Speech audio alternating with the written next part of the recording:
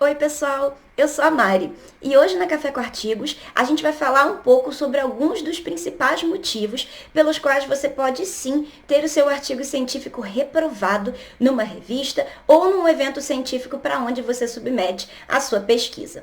Se você está curioso, continua com a gente e bora pro vídeo!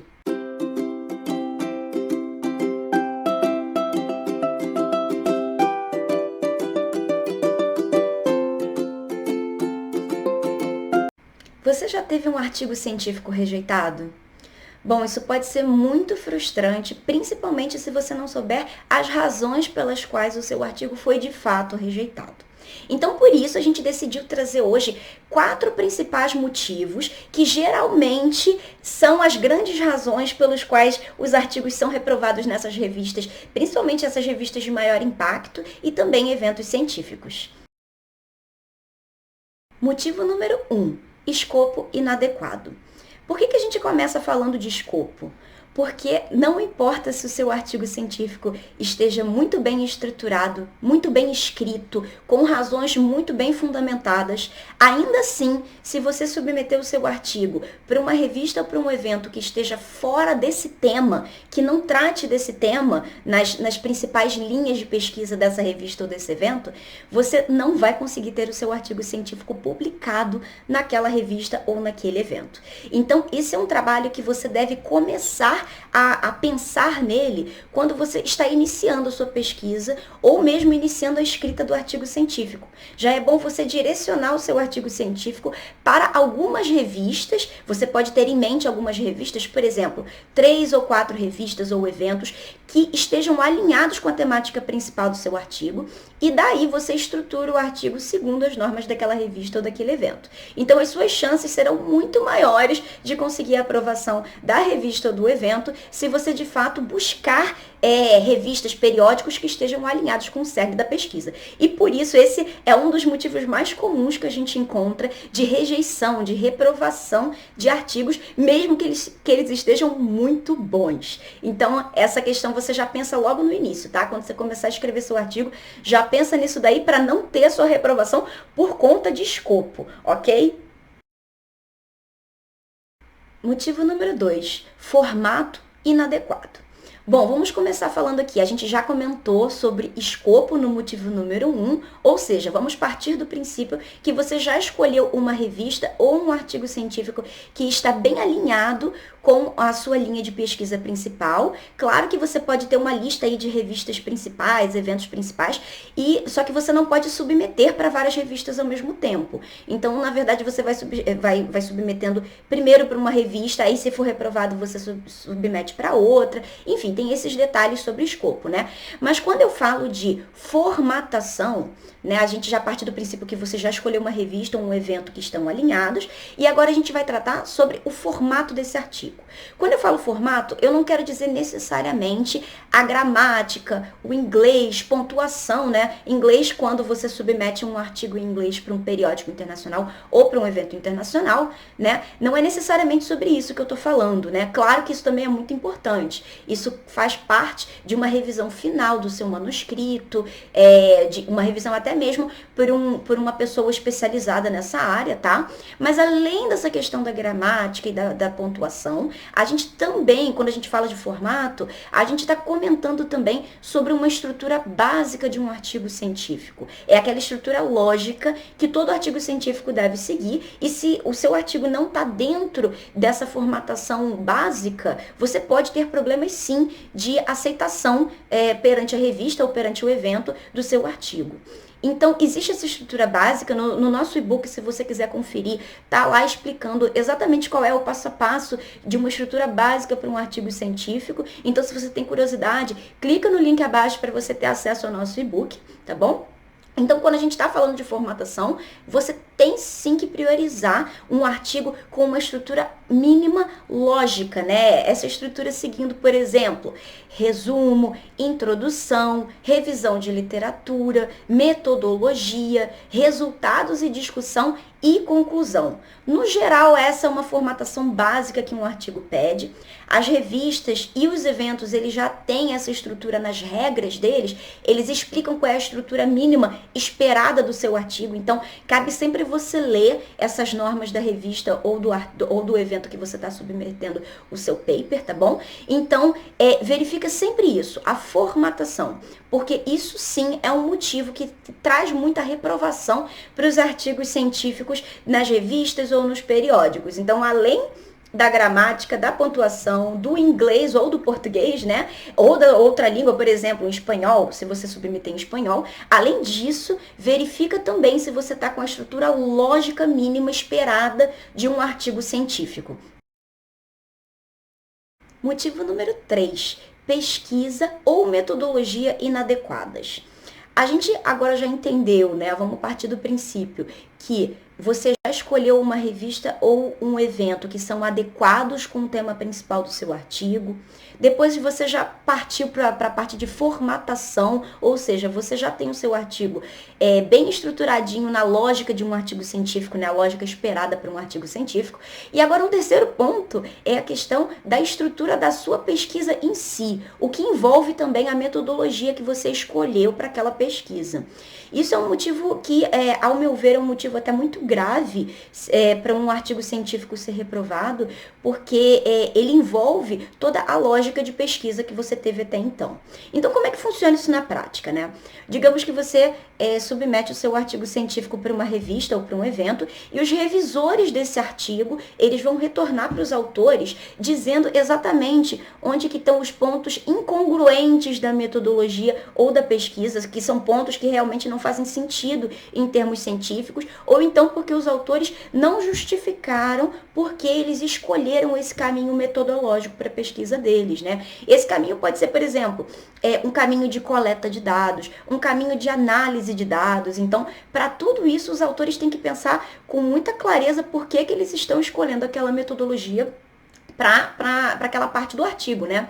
E isso sim pode ser questionado pelos revisores, principalmente porque os revisores costumam ser pesquisadores já de mais tempo, né? Que já têm alguma experiência com pesquisa científica, e eles podem ver que aquilo não faz muito sentido e questionar. Quando eles questionam isso, você tem, muitas vezes os revisores, eles dão uma segunda oportunidade para os autores alterarem isso na pesquisa, e isso pode inclusive mudar a pesquisa por completo, né? Dependendo do nível de incongruência da sua metodologia ou da sua pesquisa, ou então pode haver, inclusive, uma rejeição direta, né? Os revisores podem dizer, não, essa metodologia está completamente equivocada e ela não cabe para esse tipo de pesquisa. Então, você pode sim ter o seu artigo científico rejeitado por conta de uma escolha metodológica dentro da sua pesquisa. Então, esse é um ponto que você tem que tomar muita atenção, escrever com muito cuidado principalmente a parte metodológica da sua pesquisa, para evitar que os revisores já rejeitem logo de cara o seu manuscrito. Então, é só pensar nisso, estruturar e principalmente justificar. Nunca se esqueça de justificar por que você escolheu aquele caminho metodológico para a sua pesquisa, para você evitar ter uma rejeição por conta de problemas de procedimentos metodológicos. Além disso, ainda nesse tópico, a gente encontra muito também alguns artigos que são muito restritos ou possuem uma metodologia ou então um foco muito restrito do seu artigo científico. Por exemplo, um estudo bem focado numa região única do planeta, por exemplo, né? Ou seja, você não consegue replicar essa metodologia ou esse estudo para outros pontos do mundo, por exemplo, né? Então, geralmente, essas revistas de maior impacto, que são revistas mais relevantes no mundo, internacionalmente falando, né?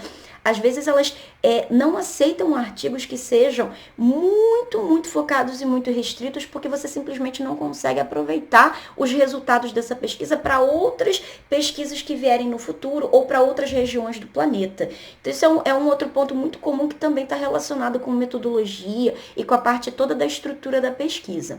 Então, a dica que a gente pode trazer aqui, nesse caso de pesquisas muito restritas, metodologias muito restritas, é que você pense como você pode generalizar os resultados da sua pesquisa para um outro caso, para outros tipos de pesquisa que vierem depois da sua, para outros países, por exemplo, né? Um exemplo que eu tenho aqui foi de um artigo científico que eu participei, de uma pesquisa que eu participei, que era muito focada, no meu caso, né, era um estudo na região metropolitana, por exemplo, do Rio de Janeiro.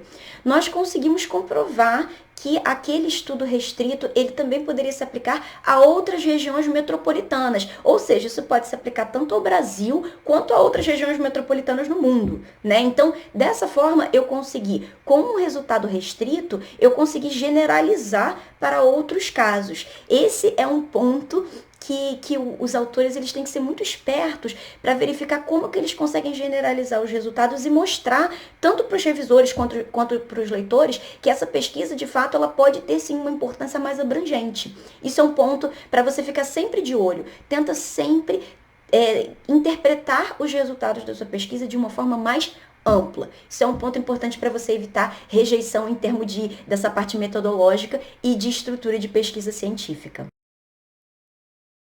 E motivo número 4, falta de inovação ou de uma contribuição mais particular do seu artigo, digamos assim.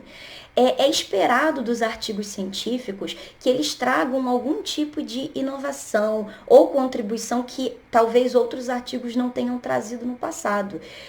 Isso acontece porque, quando a gente estrutura um artigo científico, é de praxe que logo no início, quando a gente está fazendo ali a parte da introdução ou da revisão de literatura, que são as primeiras sessões do artigo científico, você tem que comprovar o que outros autores no passado já escreveram sobre aquele tema, resultados que já foram obtidos, resultados de relevância, né, que já foram obtidos, e o que você consegue encontrar de lacuna da literatura, ou o famoso gap de literatura, que a gente chama no inglês também.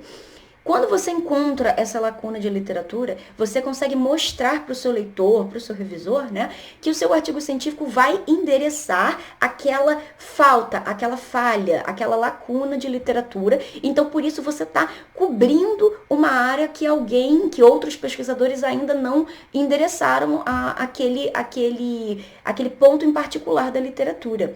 Dessa forma, você consegue justificar por que o seu artigo é importante e por que de certa forma você está inovando, porque outros autores não trataram daquele tema ou daquela metodologia específica, né? Então, assim que você começa mostrando a importância do seu estudo e também a inovação que você está querendo trazer para aquele estudo. E no final do artigo, é esperado, né, geralmente é lá na parte de discussão ou da conclusão, geralmente a conclusão. Você mostra para o seu leitor quais foram as principais contribuições do artigo. Nesse momento, você resgata essa questão da lacuna da literatura, ou seja, o que outros autores ainda não falaram, que o seu artigo falou, o seu artigo tratou e trouxe um resultado para dar mais luz com relação àquele tema que nenhum outro pesquisador ainda falou.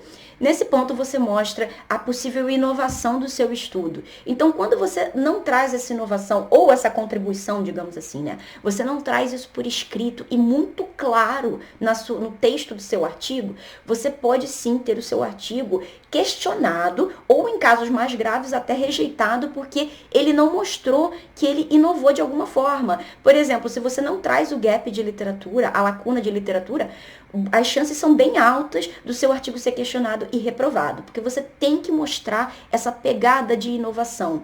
Não precisa ser também, né, a gente até comenta muitas vezes com os alunos que não precisa ser uma inovação algo muito único. Por exemplo, descobrir um planeta. Você não precisa ser algo nesse nível de inovação.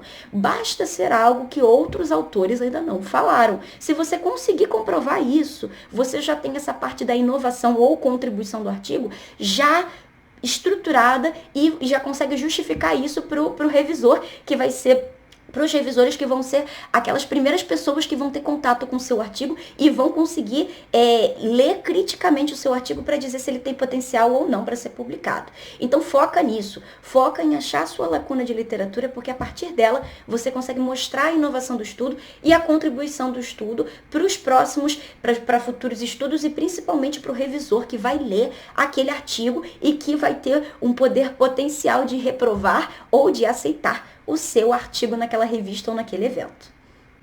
Então, resumindo aqui os nossos 4 principais motivos para você ficar atento para não ter o seu artigo reprovado tanto numa revista quanto num evento, né? Primeiro a gente falou de escopo da revista ou do evento. Depois nós falamos sobre a formatação do seu artigo, segue aquele passo a passo para você ter um artigo bem logicamente estruturado. O terceiro ponto nós falamos sobre a estrutura da pesquisa em si e da metodologia escolhida. E o nosso quarto e último motivo é relacionado à falta de inovação.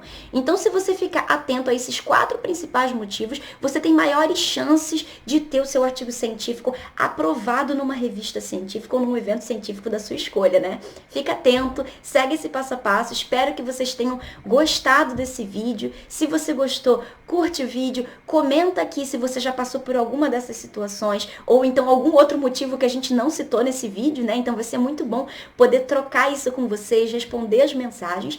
E por fim, a gente faz aqui a nossa propaganda do nosso e-book. Se você tem interesse em ver como se estrutura um artigo científico, como se escreve, quais são os principais erros, o que você deve evitar e o que você deve com certeza colocar no seu artigo para ele ter maiores chances de ser aprovado, você confere aqui o link do nosso e-book, que tem 9 passos que são bem didáticos para você de fato tirar a sua ideia da cabeça e colocá-la no papel e finalmente conseguir ter o seu artigo publicado.